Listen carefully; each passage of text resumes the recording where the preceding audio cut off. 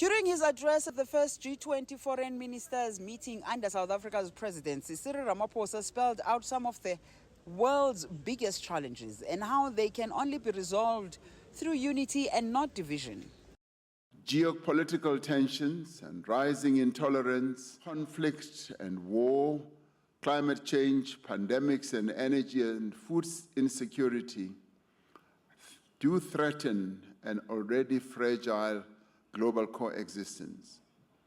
These challenges are interconnected. They require responses that are inclusive and responses that should be well coordinated.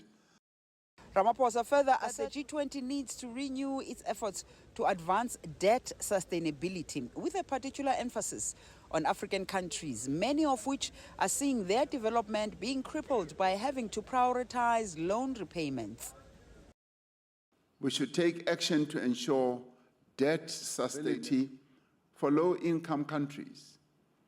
Developing economies are currently experiencing the highest borrowing costs in nearly 2 decades. Debt payments are essentially crowding out vital domestic expenditure and diverting critical resources away from those countries' development.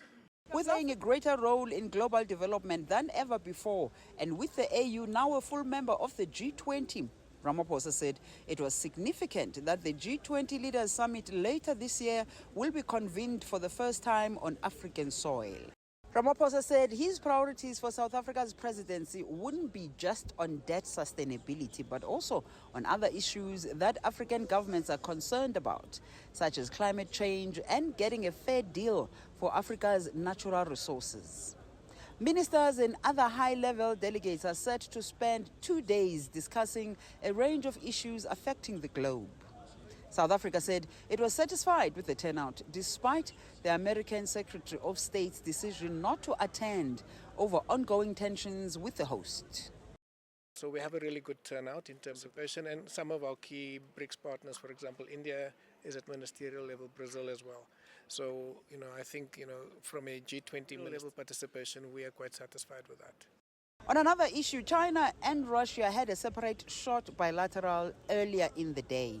Russian Foreign Minister Sergei Lavrov held a meeting with his Chinese counterpart Wang Yi to discuss a wide range of topics. Meanwhile, says it has duly noted U.S. Treasury Secretary Scott Bessent's decision to skip the G20's finance ministers meeting scheduled to take place in Cape Town next week.